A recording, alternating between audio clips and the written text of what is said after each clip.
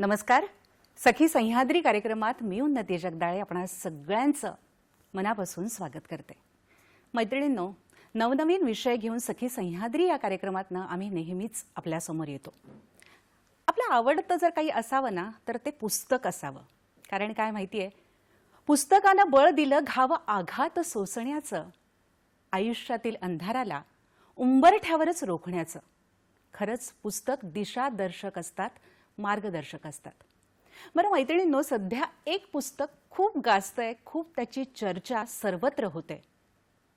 पुस्तक आहे दाही दिशा. दाही दिशा हे पुस्तक लेखिका, विधान परिषदेच्या उपसभापती डॉक्टर नीलम गोऱ्हे यांनी लिहिलंय. काय बरं आहे नेमकं या पुस्तकात, तेच आज आपण जाणून घेणार आहोत. खरं तर दाही दिशांमधून येणारं जे संकट आहे त्याच्यावर कशी मात करता येते हेच या पुस्तकातनं सांगितलं गेलंय. एक जीवन प्रवास आहे, आत्मकथन आहे, स्त्रियांचा हुंकार आहे, चळवळीचा प्रवास आहे, समाज मनाचं प्रतिबिंब आहे. अजून काय आहे आजच्या या कार्यक्रमातनं जाणून घेऊया. मैत्रिणींनो, आजचा विषय लक्षात घ्या. आजचा विषय आहे दाही दिशा पुस्तकाच्या निमित्तानं लेखिका, विधान परिषदेच्या उपसभापती डॉक्टर नीलम गोऱ्हे यांच्याशी गप्पा. आणि हो, स्टुडिओमध्ये ताई माझ्यासोबत आहे. नमस्कार. नमस्ते. कार्यक्रमात आपलं मनपूर्वक स्वागत. खरं तर संपूर्ण महाराष्ट्राला ताईंविषयी माहिती आहे. थोडक्यात ताईंचा परिचय.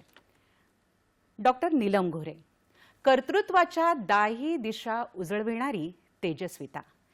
गेली 4 दशकांच्या वर महाराष्ट्र आणि देशाच्या राजकीय, सामाजिक आणि साहित्यिक क्षेत्रात आपलं स्वतंत्र अस्तित्व नीलमताईंनी तयार केलेलं आहे.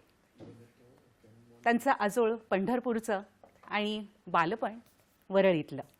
मुंबईतील पोद्दार आयुर्वेदिक महाविद्यालयातून त्यांनी वैद्यकीय शिक्षण पूर्ण केलं. बँकॉक येथील एशियन लोकविकास संस्थेतून विशेष प्रशिक्षण घेतलं. आणि साहित्याचा वारसाही फार सुंदर आहे बरं का मैत्रिणींनो. राजकवी चंद्रशेखर गोरे, कवी श्रीधर यांचा वारसा त्यांना लाभलाय. ज्येष्ठ साहित्यिक विंदा करंदीकर यांच्याकडूनही मार्गदर्शन मिळालंय. आजवर ताईंनी अनेक पुस्तकं लिहिली आहे, जवळपास 30. आणि कौटुंबिक हिंसा विरोधी कायदा, नारी पर्व, अन्यायग्रस्त महिलांची मैत्रीण, समानतेकडून विकासाकडे अशी अनेक पुस्तकं. आणि उरल्या कहाण्या या त्यांच्या पुस्तकाला, कथासंग्रहाला महाराष्ट्र साहित्य परिषदेचा उत्कृष्ट कथासंग्रह पुरस्कार देखील मिळालेला आहे. मुंबई महानगरपालिकेतर्फे उत्कृष्ट समाजसेविका पुरस्कार, तसंच महामहिम राष्ट्रपतींच्या हस्ते विधान परिषदेतील उत्कृष्ट वक्ता हा सर्वोच्च पुरस्कार ताईंना मिळालेला आहे. आणि सगळ्यात महत्त्वाचं, स्त्रियांचा त्या आधार आहे. स्त्री सक्षमीकरण त्यांनी केलेलं आहे. स्त्री आधार केंद्राच्या माध्यमातून 5000च्या वर महिलांना त्यांनी कायदेशीर आधार दिला आहे, त्यांना जपलं आहे. आणि खऱ्या अर्थानं समाजसेवेचा वसा हा त्यांनी पुढे नेला आहे. तर अशा उत्तम वक्त्या, लेखिका, अभ्यासू, नेता, समाजसेविका, विधान परिषदेच्या उपसभापती डॉक्टर नीलम गोऱ्हे आज आपल्यासोबत आहेत. आणि अत्यंत मनमोकळ्या गप्पा आपण त्यांच्याशी या निमित्तानं मारणार आहोत. चर्चेला सुरुवात करूया. सर्वप्रथम ताई, दाही दिशा पुस्तकाच्या निमित्तानं तुम्हाला खूप खूप अभिनंदन. खूप छान असं पुस्तक तुमचं आलेलं आहे, नुकतंच प्रकाशित झालंय आणि गाजतही आहे. तर तुमच्या संपूर्ण या प्रवासाला कसं हे एकवटतं, हे शीर्षक काय सांगाल दाही दिशाविषयी? खूप वर्ष काम केल्यानंतर यापर्यंत, या दाही दिशांपर्यंत मी पोचलेली आहे. आणि मुख्यतः अगदी लहान असतानाच लक्षामध्ये आलं, म्हणजे शाळेमध्ये, कॉलेजमध्ये असताना, की आपण जे अनुभव घेतो ते अनुभव जे त्यातले महत्त्वाचे वाटतात किंवा ज्याच्यामधून आपल्याला काहीतरी सार मिळतं आहे किंवा दुसऱ्याशी ते बोलावंसं वाटतं, तर जे अनुभव खूप बोलावेसे वाटतात, सांगावेसे वाटतात, तर ते बोलून सांगितले तर ते काही दिवसापुरते राहतात. परंतु तेच अनुभव तुम्ही व्यासपीठावरून मांडले तर काही श्रोत्यांपर्यंत पोचतात. पण तेच तुम्ही लिखित स्वरूपामध्ये केलेत तर ते अनुभव जो तुम्हाला भेटली नाही त्या व्यक्तीपर्यंत सुद्धा पोचू शकतात. आणि म्हणून अगदी विद्यार्थी दशेपासून जी लिहायला सुरुवात केली, तर त्यावेळेला सुरुवातीला तर अगदी हवा कॉलेजची हे महाराष्ट्र टाइम्समध्ये सदर होतं, त्याच्यामध्ये काही लेख लिहिले. काही अनुभव आले होते आमच्या आयुर्वेदिक विद्यार्थ्यांच्या शिष्टमंडळाला. जेव्हा आम्ही दिल्लीला गेलो त्यावेळेला त्याच्यावर काही लिहिलं आणि हळूहळू मग विद्यार्थ्यांच्या आणि युवकांच्या सामाजिक चळवळीत काम करत असताना एखाद्या कार्यक्रमाला गेलं की मी लिहिते हे कळल्यावरती एखादे संपादक किंवा ओळखीचे पत्रकार म्हणायचे की तुम्ही याच्यावर लिहाल का, तू लिहून पाठव.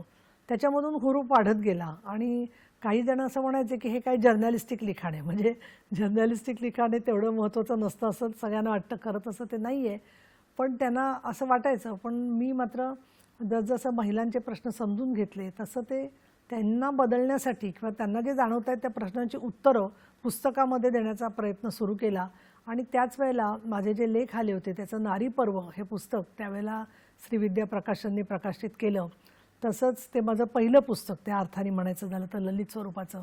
नंतर मग हळूहळू कॉलम लिहायला काही संपादक म्हणाले. मला आठवते सुरुवातीला नवशक्ती, प्रभात या ठिकाणी माझे कॉलम चालले. त्याच्यानंतर सकाळ, अशा प्रकारे लोकसत्ता याच्यामध्ये सदर लिहिणं आणि सदरापेक्षाही शनिवारचं जे चतुरा त्यांची पुरवणी असते त्याच्यात लिहिणं. अशामधून जसा प्रतिसाद मिळायला लागला तसं वाटायला लागलं की आपण जे लिहितोय ते स्त्रियांशी नातं जोडण्यासाठी आपल्याला समृद्ध करतंय आणि ते फार महत्त्वाचं आहे. नक्कीच विपुल असं भरपूर असं लिखाण आपलं झालंय आणि लिखाणाच्या माध्यमातून मार्गदर्शनही आपलं सतत मिळत राहतं. खरं तर आपलं लेखन जेव्हा वाचते मी तेव्हा एक लक्षात येतं की एका विषयापेक्षा प्रश्नांभोवती तुम्ही ते लिखाण जास्त फिरतं. तर मग आता दाही दिशा का लिहावंसं वाटलं? मुळामध्ये असं आहे की याची जर का अनुक्रमणिका तुम्ही पाहिली तर दाही दिशामध्ये जे विषय घेतलेत ना तर ते एका अर्थाने माझ्या स्वतःच्या आयुष्याच्या वेगवेगळ्या टप्प्यांवरचे विषय आहेत. म्हणजे कल्पवृक्ष कन्यांसाठी, त्याच्यानंतर शालेय शिक्षण, पण त्यामधून सुद्धा जो समानता, जेंडर इक्वॅलिटी, महिलांचे अधिकार किंवा एखाद्या गोष्टीच्या विरुद्ध कृतिशीलता हे मुद्दे जसजसे दिसले आणि मग ते ज्या क्षणी माझ्या अंतःकरणाला स्पर्श झाला आणि त्यातून मग माझी काही कृती झाली असेल त्याच्याबद्दल लिहावंसं वाटायला लागलं. याला कारण अर्थातच आमचे शिक्षक, मित्रमैत्रिणी किंवा वडील आई यांचासुद्धा मोठा सहभाग आहे की त्यांनी प्रोत्साहन केलं. पण ज्यावेळेला सुरुवातीचीच मी एक कथा होती, म्हणजे किर्लोस्कर मासिकांनी एक स्पर्धा घेतली होती, उत्कृष्ट कथा स्पर्धा, आणि त्यामध्ये मी कथा पाठवली आणि ती I am a dirty pig असं तिचं नाव होतं. आणि त्या कथेमध्ये एक जिचा अपेक्षाभंग झाला आहे अशा मुलीची कथा होती आणि ती पुढे जाते, काम करायला लागते आणि तो जो आहे तो मात्र घाबरून येईन असा होतो. असं एक त्याच्यामधलं सत्यकथा म्हणता येणार नाही, पण मला जे दिसत होतं वास्तव की दोन मित्र मैत्रिणी किंवा भाऊ बहीण असतील किंवा बाकीचे लोक असतील, याच्यापैकी एकाला ज्या प्रकारे पुढे जाऊन काही कृती करावीशी वाटते तसं दुसऱ्याला ते धाडस होईलच असं नसतं. आणि मग अशा वेळेला एक एकाकी पण येतं, जो मनुष्य कृती करतो त्याला किंवा पुढाकार घेतो त्याला, आणि जो घेत नाही त्याला कुठेतरी गिल्ट आलेला असतो आणि मग ते नातं रखडत राहतं कुठेतरी. तर त्यावरची ती कथा होती आणि तिला पहिल्याच माझ्या कथेला उत्कृष्ट कथेमध्ये त्याला पुरस्कार मिळाला. अजूनही काही कथा लिहायच्या होत्या, त्या लिहिल्या मी अनेक कथा. पण मुख्यतः संस्थेचं स्त्री आधार केंद्राचं काम करायला लागल्यावर स्त्रियांना काय समजवायचं आहे, मग आपलं शरीर आपल्यासाठी, अवर बॉडीज अवर सेल्स सारखं पुस्तक असेल, हे कौटुंबिक हिंसाचार विरोधी कायदा असेल त्याचं मराठीत भाषांतर करणं, आणि या कायदेविषयक लिखाणाला मला जास्त प्रोत्साहन दिलं ते म्हणजे माजी न्यायमूर्ती चंद्रशेखर धर्माधिकारी यांनी. कारण ते म्हणायचे की तू याचं सगळं भाषांतर करून घे आणि मी त्याला प्रस्तावना देतो. आणि त्यावेळेला धर्माधिकारी साहेब आपल्या पुस्तकाला प्रस्तावना देणार म्हटलं की खूप अगदी न्यायाधीश किंवा वकील ह्यांना सुद्धा वाचण्यामध्ये रस असायचा.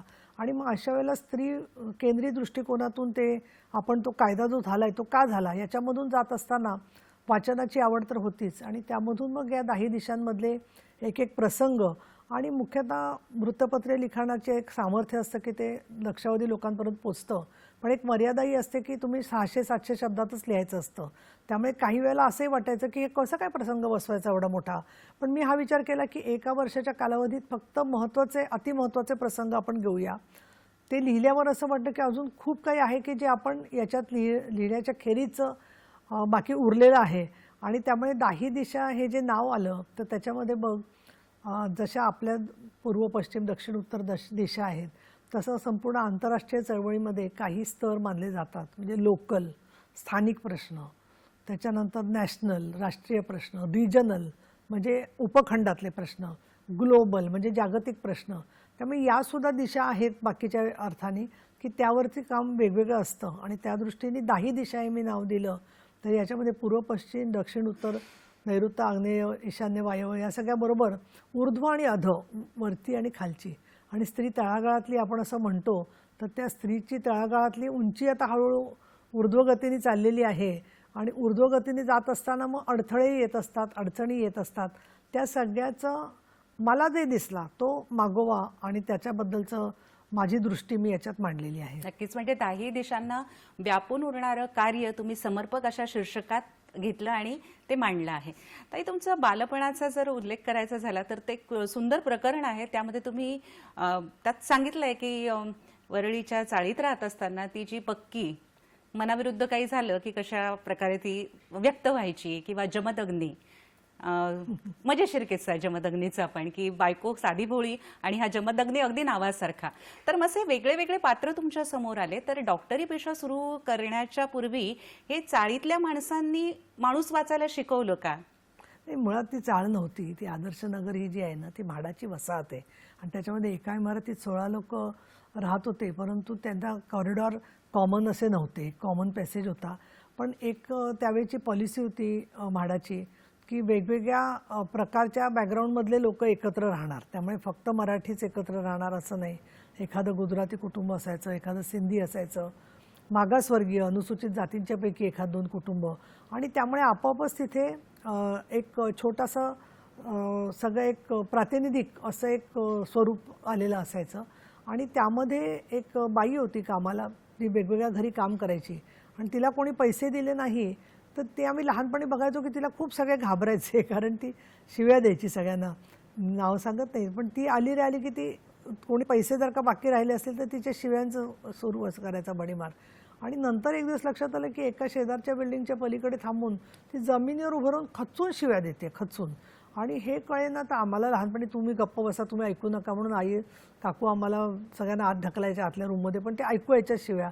कारण ती रात्रीच्या वेळेला एखाद्यास मला असं वाटतं चिडून दारू पिऊन सुद्धा शिव्या देत असावी आणि त्याच्यामध्ये मुख्यतः तिचा एखाद्या माणसाने गैरफायदा घ्यायचा प्रयत्न केला, तिचा हात धरायचा प्रयत्न केलेला असेल, तिची वाईट वागलं असेल.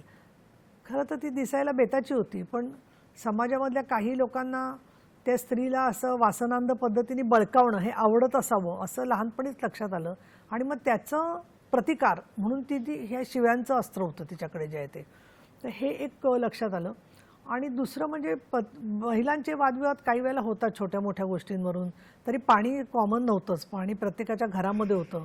तरी काही वेळेला काही छोट्या मोठ्या गोष्टी असायच्या, कोणाचा कपडा खाली पडतोय, कोणाचं घर उघडं राहिलं आहे आणि काहीतरी झालं असं.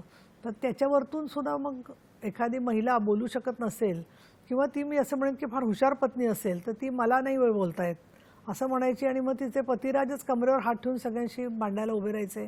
त्यामुळे जेव्हा एखादा नवरा बायकोची कड घेऊन बोलायला लागतो तेव्हा आम्ही याच्यात जमदग्नी संचारले असं म्हणतो. खरं तर जमदग्नीची कथा वेगळी आहे, त्यांनी रेणुकेचाच वध करायला मुलाला सांगितलेलं होतं. परंतु अशी छोटी छोटी उदाहरणं बघितल्यावर जगाची आमची ओळख झाली. आणि एकत्र कुटुंबात राहत असताना आमची आजी जी होती कमलाताई गोरे, तर ही अतिशय हुशार व्यवहारी, आमचे आजोबाई आजारी असायचे, पण तिचं म्हणजे असं होती पद्धत बोलायची की ती प्रत्येकाला वेगवेगळे प्रश्न विचारायची आणि परत परत तेच तेच विचारायची. नंतर माझ्या लक्षात आलं की या वेगवेगळ्या प्रश्नांवरची उत्तरं वेगवेगळी आली तर ती खोटी आहेत ते तिला कळायचं आणि त्याच्यामुळे तिचं मनुष्य स्वभावाचं फार सुंदर आकलन होतं. आणि वडील दिवाकर गोरे आणि या सगळ्यामध्ये प्रत्येकाचे अनुभव आमच्या घरामध्ये चांगले वाईट बोलले जायचे. त्याच्यावरून सुद्धा लहान मनावरती हे संस्कार झाले की आपण आणि आपलं चौकोनी कुटुंब एवढंच ते कुटुंब नाही आहे, तर आपल्या आसपासच्या लोकांशी पण जोडले गेलेलं असतो आणि तेच या पुस्तकामध्ये सुद्धा व्यक्त झालेलं आहे. मला असं वाटतं मुंबईत मोठ्या झालेल्या अनेकांना किंवा अनेक मी नवीन लेखक आता साहित्य रंग म्हणून एक कार्यक्रम मी आणि उत्तरामोने चालवतो, तर त्याच्यामध्ये ग्रामीण भागातलं जीवन, शहरातलं जीवन आणि लहानपणी असणारं सगळं ते नात्यांचं कडबोळं ते जर का समोर आलं तर त्यामधून आपल्यात बरेच काही आपण घडलेले असतो आणि तो आपल्या आत्ताच्या अस्तित्वाचाही भाग असतो. याची जाणीव या पुस्तकामध्ये येते, कारण ते लिहिल्याशिवाय, वरळीच्या आदर्श नगरमधलं माझे अनुभव लिहिल्याशिवाय हे पुस्तक पूर्णच होणार नाही. आणि तुला आज मला असं वाटतं की आपल्या सगळ्या सख्यांना सांगायला हरकत नाही आहे की या पुस्तकाला जो प्रतिसाद मिळतोय त्याच्यामधून माझ्या मनात एक असा अंकुर उमटलेला आहे ज्याच्यात तुझाही मोठा वाटा आहे की ते म्हणजे आज ना उद्या पुढच्या वर्ष 2 वर्षामध्ये आपण आत्मचरित्र लिहावं असं सुद्धा मला वाटायला लागलेलं आहे की ज्याच्यामध्ये अजून ही प्रक्रिया चांगल्या पद्धतीने मांडता येईल आणि जीवनामध्ये येणाऱ्या अनुभवांची ओळख मी असं म्हणेन की माझ्या पिढीतल्या स्त्रियांची ती प्रातिनिधिक आहे आणि त्या दृष्टीने त्यांना ते नक्की आवडेलच. पण लोक सगळे म्हणतात ती जेनझी पिढी आहे, तर ती जेनझी पिढी जी आहे तर त्यांच्याशी बोलताना आम्ही काय बोलायला पाहिजे हे आम्हाला शिकणं हे सुद्धा महत्त्वाचं आहे. त्या दृष्टिकोनातून सुद्धा मला असं वाटतं की नवीन पुस्तक लिहिण्याचा संकल्प हा आजच्या दिवशी करणं फार योग्य राहील. वा, आजच्या दिवशी आजच्या कार्यक्रमात नवीन पुस्तक लिहिण्याचा संकल्प 10 दिशांचा वेध आपण घेतो आहोत, त्याविषयी जाणून घेतो आहोत. हा विचारांचा सुंदर प्रवाह असाच पुढे सुरू राहणार आहे. या ठिकाणी घेतो एक छोटीशी विश्रांती.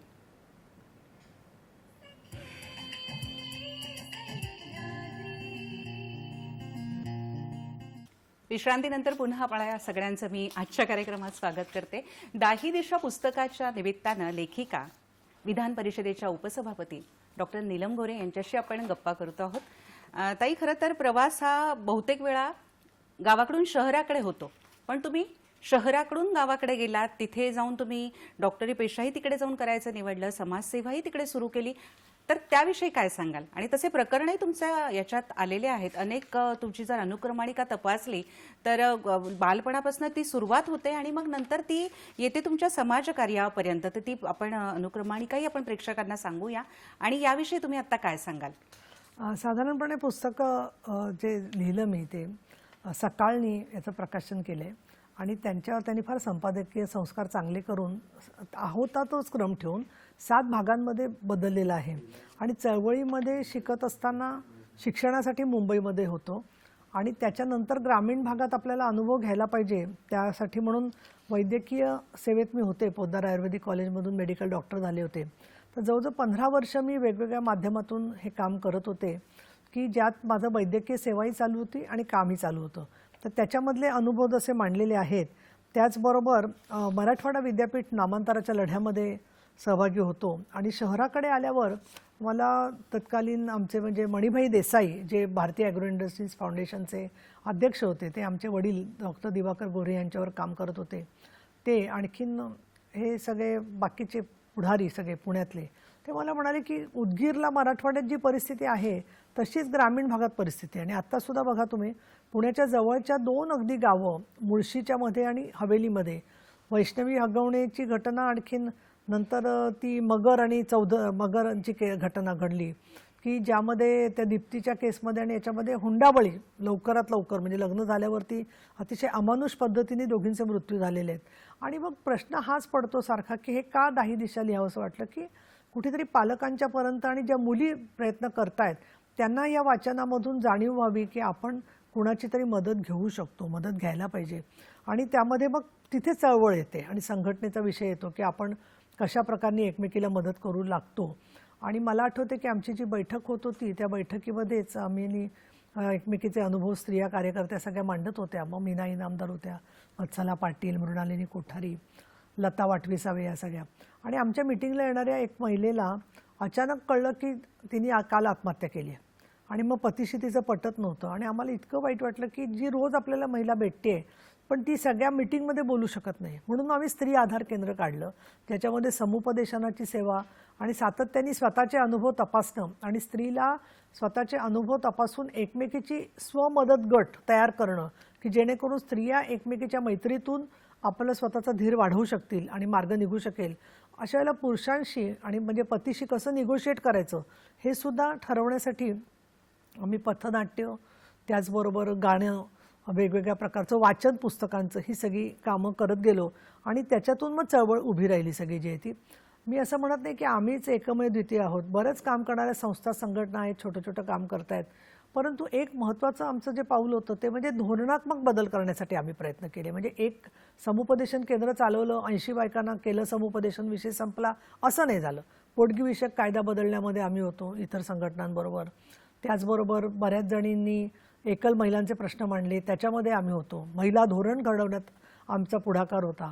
आणि इथे सगळीकडे माझ्या लिखाणाचा मला चांगला उपयोग झाला, कारण शब्दांकन करत असल्यामुळे ते लिखाण करणं आणि त्याचा ड्राफ्ट हा शक्य झाला.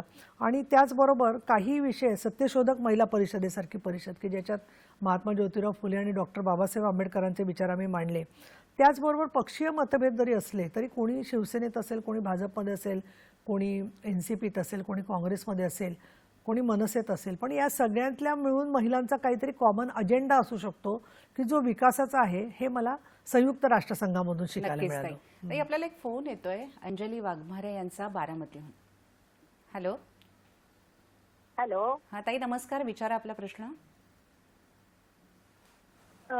महिलांच्या विषयी कायदेविषयक आणि महिलांना न्याय भेटण्यासाठी न्याय मिळत नाहीये लवकर कोर्टात वगैरे, त्यासाठी मला तुमच्याकडून मार्गदर्शन.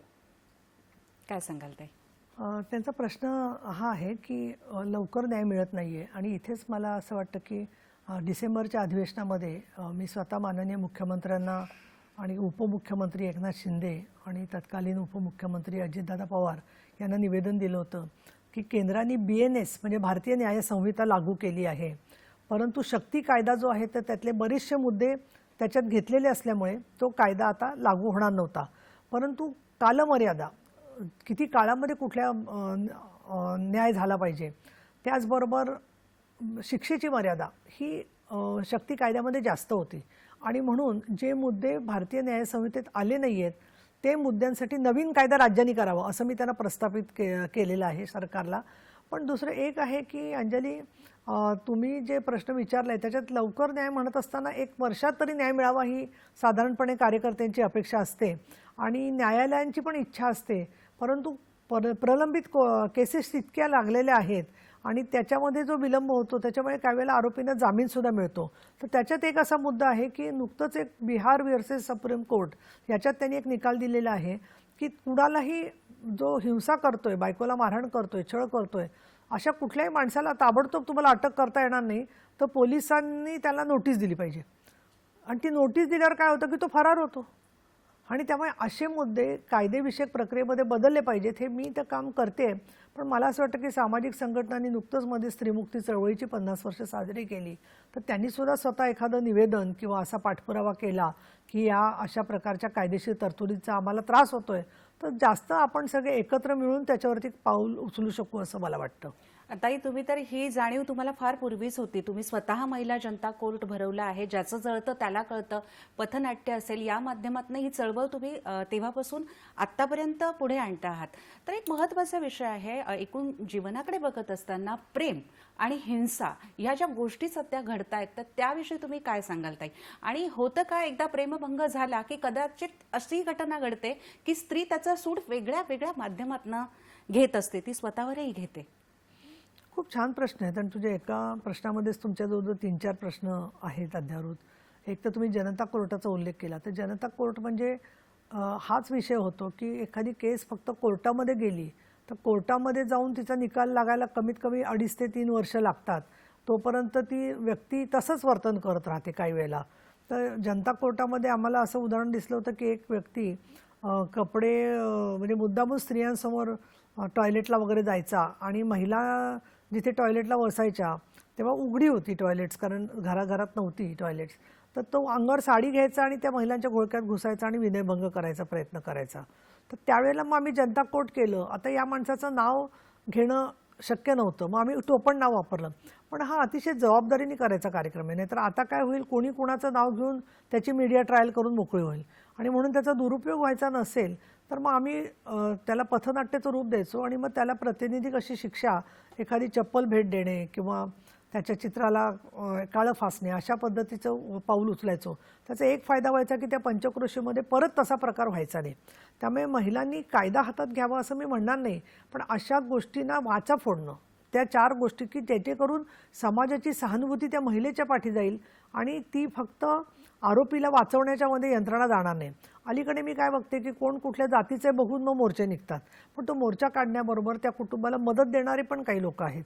पण ते मदत देण्याबरोबर बाकीच्या ठिकाणी मुलींच्या सुरक्षिततेसाठी यंत्रणा उभी करायची असेल तर आपल्या शेजाऱ्या पाजाऱ्यांना त्या कामासाठी मदत करणं, एकट्या जाणाऱ्या महिला असतील तर त्यांच्यासाठी काही प्रवासाची व्यवस्था असणं, ह्या सुद्धा गोष्टी खूप गरजेच्या आहेत. आणि प्रेम आणि हिंसेच्या बद्दल तू बोलशील तर आपल्या संपूर्णपणे हिंदी चित्रपटसृष्टीमध्ये तर खास करून मराठीत सुद्धा आहेच, पण हिंदी चित्रपटसृष्टीमध्ये प्रेमाच्या नावाने तो जे काय करत असतो तर ती एक तर फसवणूक करून त्याला स्मार्टपणा म्हटलं जातं.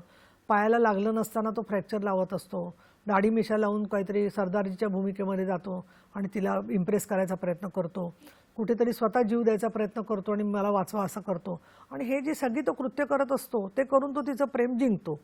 जिंकल्यानंतर समजा एखादी गोष्टीमध्ये तिने अविश्वास दाखवला तर लगेच ते थोबाडीत मारतो. तू देवदाससारखा चित्रपटही पाहिला असेल की ज्याच्यामध्ये तो म्हणतो, माझ्या प्रेमाची निशाणी म्हणून मी तुझ्या तोंडावरती एक काचेनी अशी खूण करून ठेवतो. आणि मला खरी सत्य घटना माहिती आहे की एक सुंदर अशी मुलगी होती तर तिच्या नवऱ्याने तू सारखी आरशात का बघतेस म्हणून आरसा तिच्या तोंडावरतीच फोडला होता. त्यामुळे हे जे आहे की ज्याची चूक आहे त्याला शिक्षा देण्याचा दुसऱ्याला अधिकार आहे. आणि शिक्षा काय तर ती शारीरिक हिंसा. आणि ते ठरवणार कोण, चूक का बरोबर. मग ते स्वयंपाकामध्ये जे झालं, स्वयंपाक असेल किंवा दुसऱ्या एका याच्यामध्ये आपण पाहिलं की तो पती तिला म्हणतो की तुझ्याजवळ मला यावंसं वाटत नाही कारण तुझ्या हाताला हळदीचा आणि धान्याचा वास येत असतो. म्हणजे गृहिणी दिवसभर काम करते तर तिच्या हाताला तोच वास येणार आहे. ते खाताना हाताला सुद्धा वास येतो, तो माणूस साफ करू शकतो, पण पत्नीला तो हे बोलतो. आणि प्रेम आणि हिंसेच्या मध्ये मला एक असं वाटतं की म्हणून कुठल्याही पद्धतीने प्रेम ॲक्सेप्टेबल असावं, परंतु प्रेमाच्या मध्ये जिथे हात उगारला ना तरी सुद्धा तिथेच महिलांनी प्रतिकार करायला पाहिजे, तिथे थांबवला पाहिजे. आपल्याला एक फोन येतोय उत्तरा मोने यांचा दादर बनून. हॅलो. हॅलो. हा नमस्कार, विचारा प्रश्न. हा नमस्कार नीलमताई, नमस्कार. तुमचं दाही दिशा हे पुस्तक वाचलं आणि खूप सुंदर झालेलं आहे. मला प्रश्न हा विचारायचा आहे की तुम्ही सक्रिय राजकारणात समाजकारणात असलात तरी तुम्ही मूळ लेखिका आहात, त्यामुळे तुमचे अनुभव एका वेगळ्या लेखन शैलीतनं दाही दिशा या पुस्तकातनं लिहिले गेले. त्याचबरोबर मला असं वाटतं की हाही उल्लेख करायला हवा की साहित्याला वाहिलेले साहित्य मंजिरी सारखे कार्यक्रम तुम्ही सादर केले किंवा आजच्या काळातल्या लेखकांसाठी साहित्य रंग सारखं एक चांगलं व्यासपीठ तुम्ही तयार केलंय. या प्रत्येक भागात जेव्हा तुम्ही व्यक्त होता ना तेव्हा तुमच्यातल्या लेखकाचे पैलू त्यातनं डोकावतात. आणि फोन त्यांचा कट झालाय. एकूणच त्यांना तुमचा लेखकाचे पैलू आणि समाजामध्ये असताना साहित्य रंगासारखे तुम्ही जे काही उपक्रम करता आहात त्याविषयी त्यांनी सांगितले आणि पुस्तक खूप आवडल्याचंही त्यांनी म्हटलंय. बरं ताई, जेव्हा तुमचं पुस्तक आलं तेव्हा अशी एखादी प्रतिक्रिया असते की ती हा खूप छान वाटते, तर अशी प्रतिक्रिया तुम्हाला कोणती वाटली? या पुस्तकाचं प्रकाशन मुंबईमध्ये झालं यशवंतराव चव्हाण सेंटरला आणि सन्माननीय उपमुख्यमंत्री एकनाथ शिंदे, मराठी भाषा मंत्री आणि उद्योग मंत्री उदय सामंत आणि चंद्रकांतदादा पाटील हे सगळे कार्यक्रमाला आले होते. निवेदिता सराफी आल्या होत्या. सकाळचे सगळेजण म्हणजे राहुल गडपायले वगैरे संपादक आले होते आणि सकाळनी स्टॉल लावला होता आणि मला सांगितलं होतं की तुम्ही लेखक म्हणून ज्यांना पाहिजे त्यांना सह्या द्या. तर अक्षरशः स्त्रियांची रांग लागून त्या पुस्तकं घेत होत्या. त्याच्याबरोबर अहमहिका चालली होती. एक नांदेडची महिला म्हणाली की मी तेवढ्यासाठी नांदेडून आली आहे की मला पुस्तक घेऊन तुमच्या सहीने मला तुमच्यावर फोटो पाहिजे, मला तो नवऱ्याला जाऊन दाखवायचा आहे. असं दुसरी एक बाई खूप अशी कष्टीसारखी 7व्या-8व्या नंबर होती, पांढरी साडी नेसलेली आणि अशी दमलेली कष्टकरी स्त्री दिसत होती. ती म्हणाली मी बघते माझ्याकडे किती आहेत पैसे ते, आणि पुरचुंडी उघडली साडीची आणि त्याच्यामधून तिने 280 रुपये काढले. ती म्हणाली 300 नाही आहेत पण 280 ते पुस्तक मिळेल का? म्हटलं हो काय प्रश्नच नाही, म्हटलं करता येईल ते आपल्याला. आणि तिला पुस्तक दिलं आणि ती ते पुस्तक अशी उराशी कवटाळून घेऊन गेली. तर खरोखर भावूक व्हायला होतं आणि असं वाटतं की स्त्रियांना किती अनुभवाने एकमेकाशी जोडायची गरज भासते. आणि आज तरुण मुली मी बघते की प्रेमभंगामुळे काही वेळेला व्यसनाधीन होतात किंवा काही वेळेला खूप एकट्या पडतात आणि कारण सातत्याने त्यांच्यावर हे बिंबवलेलं आहे. प्रेमाचं आकर्षण असणं स्वाभाविक आहे, दोघांनी एकाच्या जागी दोघं असावेत असं त्यांना वाटणं बरोबर आहे, पण सारखं त्याच्या डोळ्यातून तिला प्रशस्तीपत्रक मिळावं असं वाटतं. तो जर का म्हणाला नाही की तू चांगली दिसतेस तर तिचा पूर्ण मूड गेलेला असतो. तर मला थोडंसं असं वाटतं की आपण आत्मकेंद्रित होऊ नये की तू नाही विचारलंस तरी मला चालेल अशा टोकाला जाऊ नये, पण प्रत्येक गोष्टीचं ॲप्रिसिएशन दुसऱ्या माणसांनी करण्यापेक्षा तुझं आहे तुझं पाशी हे स्वतःची स्वतःला जाणीव ठेवावी. नक्कीच. आणि ताई आपण या विषयाकडे येणारच आहोत की त्याच्या डोळ्यातनं आणि प्रत्येकाच्या डोळ्यात मी सुंदर आहे का हा जो एक विषय असतो तो आपण घेऊया. तुम्ही पुस्तकात फार छान पद्धतीने मांडलाय, तर त्या विषयावरही चर्चा होणारच आहे एका छोट्याशा विश्रांतीनंतर.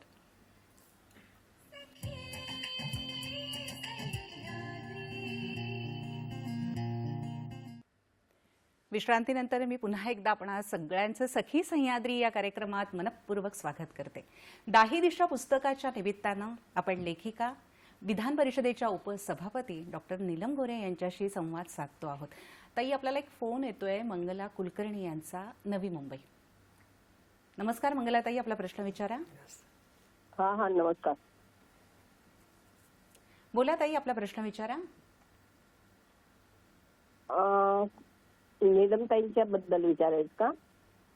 आपल्या विषयाच्या संदर्भात आपण दाही दिशा पुस्तकाची एक सॉरी 10 दिशा हे पुस्तक जे नीलमताई गोरेंनी लिहिलेले, त्यांच्यामध्ये बराच त्यांच्या जीवनामधला भाग, जो जीवनामध्ये जे काही लहानपणापासून त्यांची प्रगती जी उंचावत गेली, ते आतापर्यंत ती प्रगती भरपूर त्यांची झाली. आणि त्याच्यामध्ये पुस्तकामध्ये जे काही महिला आहेत, खेड्यापाड्यातल्या महिला आहेत किंवा शहरातल्या महिला आहेत, त्यांना म्हणजे एक तयार करण्याचं, म्हणजे त्यांचं मन तयार करण्याचं किंवा त्यांची स्फूर्ती देण्याचं काम खूप छान त्या पुस्तकात लिहिलं गेलेले.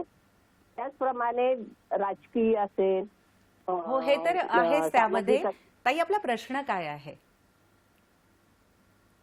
माझा प्रश्न आहे की आजपर्यंत जे काम नीलमताई करतायत, तर त्याच्याबद्दल आजपर्यंत जे काम त्यांनी करतायत सध्या, परंतु पुढची जे काही महिलांच्या विषयी जे काही महिला धोरण आहे वगैरे आहे, ते जरा स्थगित झालेलं आहे. त्याच्याबद्दल काही करता येते का किंवा करता येईल का, असं माझा प्रश्न आहे. हा, काय सांगाल ताई? खूप सुंदर प्रश्न विचारलाय मंगलाताईंनी. आणि हा प्रश्न आहेच खरा की एका बाजूला आपण पाहतोय की आनंदाची गोष्ट अशी की लाडक्या बहिणींच्या निमित्ताने स्त्रिया मोठ्या प्रमाणामध्ये सक्रिय झालेल्या आहेत, विशेषतः गरीब घटकातल्या स्त्रिया, आणि त्यांच्या प्रत्येक ठिकाणी बोलक्या झालेल्या आहेत. त्यांना निधी मिळाल्यामुळे त्यांच्या जीवनाचा दर्जा थोडा का होईना बदलतोय, त्यांचा आत्मविश्वास वाढलेला आहे. परंतु 4थं महिला धोरण शासनाने जाहीर केलं 2023 आणि त्या धोरण जाहीर झालं, परंतु त्याच्यावरती कृती आराखडा जो करावा लागतो, तर तो मी स्वतः म्हणजे महिला बालविकास मंत्र्यांशी 2-3दा बोलले या विषयावरती. त्याचबरोबर संबंधितांशी बोलले की प्रत्येक डिपार्टमेंटकडून स्वतः आता कृती आराखडा येणं अपेक्षित आहे की त्यांनी त्या धोरणाच्या नुसार काय बदल केलेले आहेत. परंतु मध्ये 2 वर्षभर निवडणुका होत्या, लोकसभेची होती, विधानसभेची होती. तर मला स्वतःला असं वाटतं की महिला धोरणातले जी एखादा तुम्ही परत महिला धोरणावरती एखादा कार्यक्रम घ्या. आणि मी पण आज आवाहन करते सर्वजणींना की स्त्रीमुक्ती चळवळीची 50 वर्ष झाली आहेत, तर ती सक्रियतेकडे आपण जायचं असेल तर महिला धोरणाचं संपूर्ण माहिती आमच्याकडेही आहे, शासनाच्या वेबसाईटवरही आहे. ते वाचून त्याची अंमलबजावणी तुमच्या जिल्ह्यामध्ये, तुमच्या तालुक्यामध्ये, तुमच्या गावात कशी करता येईल याबद्दलच्या तुमच्या प्रयत्न तुम्ही सुरू करा. त्यात ज्या अडचणी येतील त्या आम्हाला कळवा. तर मी लेखिका जशी आहे तशी उपसभापती आहे, स्त्री आधार केंद्राचे अध्यक्ष आहे. तर आज आमच्याकडून शासन तर प्रयत्न करतच आहे, पण जिथे महिला धोरणाच्या अंमलबजावणीत अडचणी दिसतील आपल्याला, तर त्याच्यासाठी निर्देशांक पण त्यांनी दिलेले आहेत की हे कामं त्या डिपार्टमेंटनी करायची आहेत. तर त्यानुसार ते होत आहेत की नाही हे बघणं आपलं काम आहे. आपली भूमिका, धर्माधिकारी साहेब सांगायचे की जागल्याची भूमिका आहे स्त्री चळवळीची. आणि म्हणून ज्या स्त्रियांना या विषयात काम करायचं, आता ज्या आरक्षणातून निवडून आल्यात त्या सगळ्या महिलांनी हे 4थं महिला धोरण वाचून त्यानुसार महापालिकांमध्ये आणि जिल्हा परिषदांमध्ये ते राबवावं, असं मला आवाहन करावंसं वाटतं. ताई, तुमचं आव्हान ऐकलंच असेल सर्वांनी. एक महत्त्वाची गोष्ट आहे की आपण शहराकडून गावाकडे गेलात, तिथे औषधाबरोबर समाजाला क्रांतीची गरज आहे आपण ओळखलं, दारूबंदीसाठी म्हणून सुद्धा कार्य केलं, दारूमुक्तीसाठी म्हणून सुद्धा प्रयत्न केले. असं होत असताना डान्स बार बंदीसाठी तुम्ही फार मोठा लढा दिला. ताई, तेव्हाचं ते चित्र होतं, आताचं चित्र थोडंसं आणखीन बदललेलं आहे. आता आपण बघतो तर तरुण मुली देखील व्यसनाधीन होत आहेत. तर आत्ताच्या या चित्राविषयी तुमचं काय म्हणणं आहे की हे कुठे चालला आहे हा समाज? एक तर मला असं वाटतं की तरुण मुलींच्याबद्दल बोलत असताना मी एक चांगली गोष्ट सांगेन की ज्याच्यामुळे तरुण मुलींच्यामुळे हा विषय पुढे आला, आणि तो म्हणजे मी टूची चळवळ 2018 पुढे आली की ज्याच्यामध्ये कामाच्या ठिकाणी होणारं मुलींची छेडछाड किंवा छळ जो असतो त्याच्यावरती तरुण मुली मी टू म्हणून पुढे येऊन बोलायला लागल्या. आणि त्यांनी ते बोललंच पाहिजे, त्याच्यात काही शंका नाही आहे. परंतु त्याचा दुसरा भाग मला असा दिसतोय की एकूणच समाजामधली चंगळवाद, गरज नसताना करायची खरेदी, आणि व्यापारी बाजारपेठ म्हणून स्त्रीच्या देहाकडे बघणं, तिच्यासाठी लागणारे दागिने, साडी, त्यासाठी लागणाऱ्या बाकीच्या गोष्टी, सगळ्या मेकअप, तर या सगळ्या गोष्टींच्या ती जणू काही एक समोर प्राणी बसलाय आणि त्याला भराभर सगळं टाकायचं आहे, सगळं गिळायला, अशा पद्धतीने बाजारपेठ वागते आहे. त्यांचं ठीक आहे, त्यांच्या परीने त्यांना प्रॉफिट कमवायचं आहे त्याच्यामधून. त्यामुळे तुम्ही जे क्रीम लावताय त्याच्यातून फायदा होतोय की नाही याच्यापेक्षाही त्यातून मार्केट चाललंय ना हा प्रयत्न बघतायत. काही थोड्याशा कंपन्या आहेत की ज्या त्यातून CSR वगैरे करतायत. पण मला महत्त्वाचा भाग असा वाटतो की या सगळ्या पार्श्वभूमीवरती सुंदरतेकडे बघण्याची व्याख्या जसा विषय आहे की कशी ती असावी, आणि व्यसनाधीनतेचं आपण म्हणू तर आम्ही काय, मला पाहिजे तसं मी वागीन, तुम्ही कोण विचारणार, हा जसा एखाद्या घरातल्या शब्द मी हे वापरते की बिघडलेल्या, किंवा एखादा मुलगा म्हणतो की काय थोडी वाईन घेतली तर त्याच्यात काय आक्षेपार आहे. प्रश्न हा नाही आहे की तुम्ही कशा पद्धतीने काय करा, प्रश्न हा आहे की त्याच्यामुळे दुसऱ्यांना त्रास होतोय का. घरातले आई वडील असतील, पत्नी असेल, बाकीचे शेजारी पाजारी असतील, तुमच्या ऑफिसमधले लोक असतील. आणि आजची परिस्थिती अशी झाली की सकाळी 9 वाजता दारू पिऊन तर्र आलेल्या ड्रायव्हरमुळे शेकडो लोक अपघात होत आहेत. रात्री कामावर असताना मोबाईल फोन बघायचा आणि त्याच वेळेला करायचं. हे जसं पुरुष वर्गात होतं आहे तसं महिलांच्या गाडीखाली सुद्धा क्रश करणं एखाद्या लोकांना, अशी उदाहरणं आपल्याकडे मुंबईत सुद्धा झालेली आहेत. आणि म्हणून जे हे आहेत, प्रिव्हिलेज आहेत, जे सुशिक्षित आहेत, ज्यांना फायदा आहे, जे आर्थिकदृष्ट्या सक्षम आहेत, त्या महिलांनी आणि पुरुषांनी एक लक्षात ठेवलं पाहिजे की हे तुमच्या कर्तृत्वामुळे जसं झालेलं आहे तसंच तुम्ही या समाजाचे घटक असल्यामुळे तुम्हाला हे फायदे घेणं शक्य झालेलं आहे. तुम्ही कुठल्याच समाजाचे घटक नसाल आणि आम्हीच आमचे आहोत म्हणाल तर कोविडच्या काळाने शिकवलेलं आहे की नातेवाईक असो, पैसा असो, त्याच्यापेक्षा सुद्धा तो हॉस्पिटलच्या वॉर्डमधले जे सेवक आहेत त्यांच्यामुळे तुम्ही जगलेले आहात. खरंच आहे ते. आपल्याला एक फोन येतोय तुषार पाटील यांचा नाशिकहून, तो फोन घेऊया. हॅलो, नमस्कार तुषारजी, आपला प्रश्न विचारा. नमस्कार. माझा प्रश्न नीलमताईंना आहे. त्या 10 दिशा जे पुस्तक आता त्यांनी नवीन लिहिलं आहे त्याबद्दल. 10 दिशा हेच नाव ताई आपल्याला का उचित ठेवावं वाटलं आणि त्यामागची काय पार्श्वभूमी होती? बऱ्याच वेळेला आपण खूप उदात्तीकरण करत असतो की एक माणूस एका दिशेने निघाला की विंदा करंदीकरांच्या कवितेत एक वाक्य आहे बघा, चुकली दिशा तरीही हुकलेन सर्व काही, बेड्या मुसाफिराला सामील सर्व तारे. वा. त्या कवितेच्या प्रमाणे मला वाटतं की एक दिशा चुकली किंवा एक दिशा बदलली म्हणजे आता झालं, काय करायचं, केवढं मोठं आकाश कोसळलं, दुसऱ्या दिशेने का गेलेत हे, मग आता त्याच्यानंतर तिसऱ्या दिशेने का गेलेत, चौथ्या दिशेने कशाला गेलेत. तर ही 10 दिशा केवळ तुम्ही जे लोक नर्मदेच्या परिक्रमेला जातात किंवा जे कोलंबसचं गर्वगीत आहे, कोळी जो संपूर्ण जाळं विणतोय, ते काही त्यांनी असं याच्यासाठी एक तात्पुरत्या फक्त समाधानासाठी केलेलं नसतं. प्रत्येक भागामधून तो माणूस काहीतरी शिकत असतो. आणि त्यामुळे 10 दिशा हे नाव याच्याच हेतूने दिलेलं आहे की या 10 दिशा मध्ये तुम्ही बघा, सूर्य प्रत्येक दिशेने वेगवेगळा दिसतो, पावसाचा वारा, पावसाचा मारा हा सुद्धा वेगवेगळ्या दिशेने वेगवेगळा असतो. देशामधल्या सुद्धा प्रत्येक दिशांनी पाहिलं तर तिथली पीक पाणी वेगळे, संस्कृती वेगळी आहे. आणि ऊर्ध्व आणि अध या ज्या दिशा आहेत त्या तर तुम्हाला बऱ्याच गोष्टी शिकवून जातात की सावली आपली किती असणार आणि किती नसणार आहे. आणि त्याच्यामुळे मुख्यतः कुठल्या दिशेला कोण जातंय त्याच्यापेक्षा त्या दिशेला गेल्यावर तुम्हाला काय मनाला सापडतंय, तुमच्या मनात काय बदल होतोय, तुम्हाला तुमच्यामुळे समाजात काय बदल होतोय, त्या दृष्टीने हा 10 दिशांचा प्रवास, बदलाचा प्रवास आहे असं मला वाटतं. आणि त्या बदलाच्याच बरोबर ही 10 दिशा सापडून स्वतःला दिशा जेव्हा सापडली असं वाटतं त्याच्यात माणसाला आयुष्याचं श्रेय मिळाल्यासारखं वाटतं. 10 दिशा समजून घेण्यासारखं आहे, त्यासाठी पुस्तक वाचायला लागणार आहे. आता एक तुमचं त्यात प्रकरण आहे माध्यमात मधले स्त्री चित्रण. फार सडकून टीका केली तुम्ही याच्यामध्ये. म्हणजे सत्यम शिवम सुंदरम सारखा पिक्चर, त्यामधनं झालेलं स्त्रियांचं बाजारीकरण, त्या काळात तुम्ही त्याविरुद्ध उभं राहिलात. तर आत्ता जे चाललंय सिरियल्समध्ये, OTT प्लॅटफॉर्मवर, त्याविषयी तुम्हाला काय वाटतं आहे? तुम्ही तर सजग आहातच, विषय कसे असावे कळतात, पण सध्याचं चित्रण जरा वेगळं आहे, काय सांगा? एक मी असं म्हणेन की सगळीच माध्यमं, सगळेच चित्रपट हे स्त्री अधिकार विरोधी बोलत आहेत असं नाही आहे. काही जे नवीन सिनेमा आलेले आहेत, मग त्याच्यामध्ये आता काही वर्षांपूर्वी झाले त्याला गाजला पिंक सिनेमा असेल, किंवा तलाकच्या संदर्भातले आलेले अधिकाराच्या बद्दलचे चित्रपट असतील, किंवा छपाक एक ॲसिड थ्रोईंगच्या संदर्भातले चित्रपट असतील, तर याच्यामधून काही गोष्टी मांडण्याचा फार बेधडकपणाने प्रयत्न केलेला आहे आणि त्याचा परिणामही होतो. तसंच काही सिरियल्स आपण पाहतो की ज्याच्यामध्ये महिला अधिकारांचं वर्णन त्यांनी केलेलं आहे.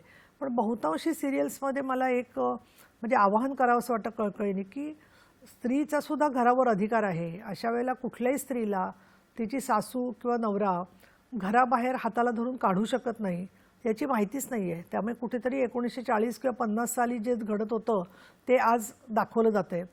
आजसुद्धा अनेक ठिकाणी घडतं, कारण त्यांनाही असं वाटतं लोकांना की अगदी आम्हाला उदाहरण आहेत की विधवा सून आहे आणि कोविडमध्ये तिचा पती गेलेला आहे, तर अशा वेळेला तिला ताबडतोब माहेरी पाठवून द्या, जेणेकरून ती परत प्रॉपर्टीत मागणार नाही. आणि मग ती दुसरं लग्न केलं तर आमचं काय होणार, आणि तिला मूल असेल तर मुलगी असेल तर तिला मुलीसकट पाठवा, मुलगा असेल तर मात्र मुलाला ठेवून घ्या.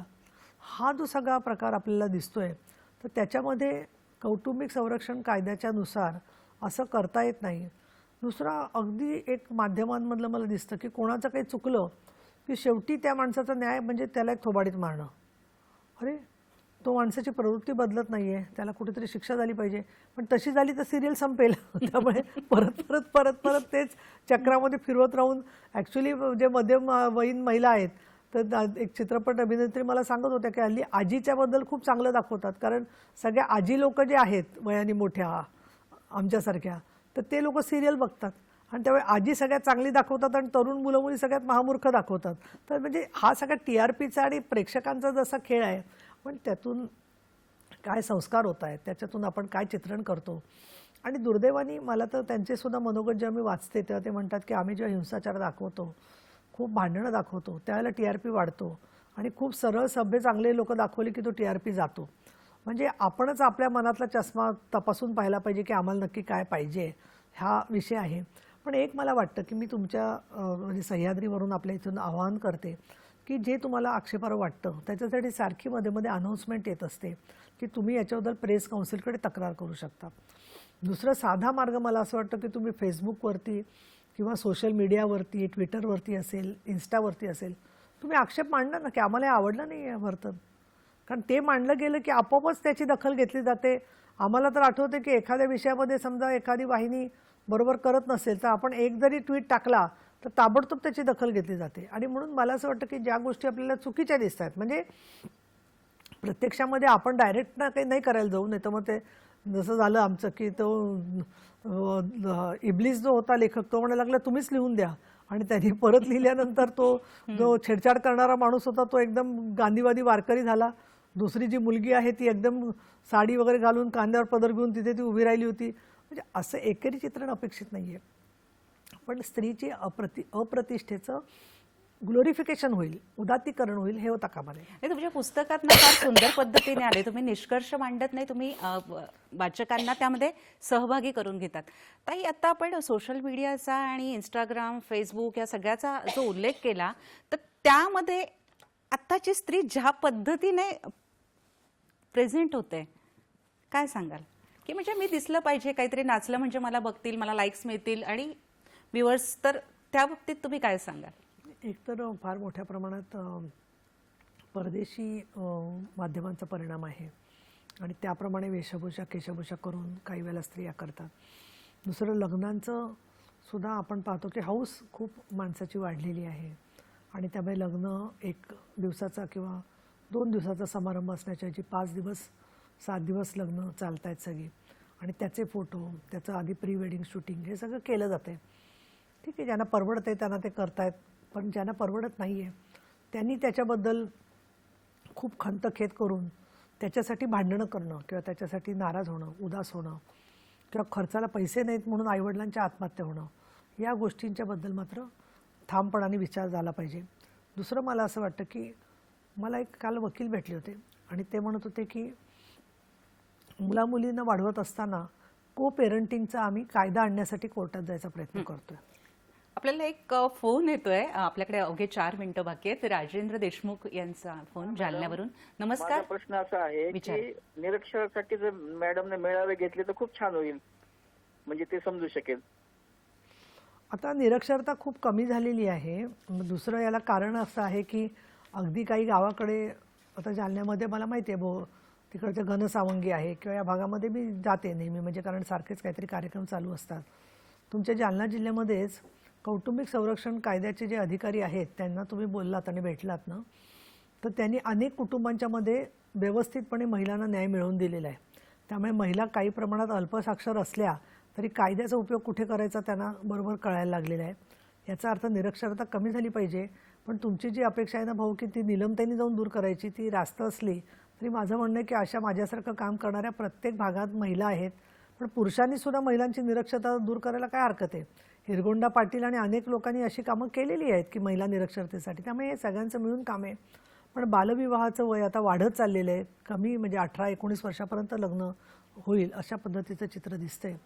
आणि त्यामुळे मला असं वाटतं की या निरक्षरतेबरोबर महिला सुरक्षा पण तेवढीच महत्त्वाची आहे. नक्कीच ताई, आपण लेखिका म्हणून जेव्हा एखादी अन्याय पाहतात तेव्हा पेन हातात येतो आणि तुम्ही लिहितात, पण उपसभापती म्हणून जेव्हा आपण असतात तेव्हा नियमपुस्तिका बघतात, तर तो संघर्ष कसा अवघ्या काही मिनिटात कसं सांगा? एक तर पहिली गोष्ट म्हणजे नियमाच्या पुस्तिकेबरोबर अनुभव जो आहे त्याच्यामध्ये लक्षात आलेलं असतं की आपण कुठल्या गोष्टीवरती काय निर्णय घ्यायचा. सायटेशन जेव्हा येतात की एखाद्या गोष्टीवरती निर्णय, तेव्हा तो निर्णय स्वतः आधी मी वाचलेला असतो, पण लेखिका असल्यामुळे त्याच्यामध्ये काय दुरुस्त्या केल्या पाहिजेत हे सुद्धा मला सांगणं अधिकाऱ्यांना सोपं होतं. अधिकारी जेव्हा सायटेशन करून आणतात तेव्हा त्याच्यात ते साहित्यिक नसतं, ते नियमानुसार केलेलं असतं. पण या दोन्हीच्यामध्ये आपण स्वतः कागदाला पेन लावलं की आनंद होतो स्वतःला, किंवा स्वतः टाईप करून आपण जेव्हा लेख तयार करतो तेव्हा जे समाधान मिळतं त्यावेळेला सरस्वतीचा आशीर्वाद मिळतो असं जाणवतं. आणि त्याच्यामुळे नेहमी मी सरस्वती मातेकडे प्रार्थना करते की तुझ्यामार्फतच आमच्याकडे राज्यलक्ष्मी, वैभवलक्ष्मी आणि सर्व प्रकारची विजयलक्ष्मी प्राप्त होऊ दे. खूपच सुंदर, अतिशय सुंदर पद्धतीने आपण दोघींचा समन्वय हा सांगितला आहे. ताई, बघता बघता वेळ हा संपत आला आहे. तुमचं अतिशय सुंदर असं हे दाही दिशा पुस्तक, या पुस्तकासाठी पुनश्च एकदा तुम्हाला शुभेच्छा. आणि पुन्हा शहराकडे, माध्यमातलं स्त्री शिक्षण असो आणि चळवळीकडे पाहण्याचा पुरुषांचा दृष्टिकोन असो, भगिनी भाव असो, असे अनेक वेगवेगळ्या गोष्टी, दाही दिशांचा वेध या पुस्तकातनं घेतलाय, तर तो तुम्ही आवर्जून वाचा. आणि खूप छान वाटलं ताई, या दाही दिशा निमित्तानं तुमच्याशी इतक्या सुंदर वैचारिक प्रवाहाविषयी तुमच्या बोलता आलं, जाणून घेता आलं, आणि एकूणच पुस्तकाचं थोडं या निमित्तानं आम्हाला एक आस्वाद घेता आला. तर आजच्या कार्यक्रमातनं मी आपले आभार मानते. धन्यवाद. आणि सख्यांनो, पुन्हा पण भेटूया पुढच्या कार्यक्रमातनं. तोपर्यंत आम्हा दोघींना आजच्या कार्यक्रमातनं निरोप द्या. नमस्कार.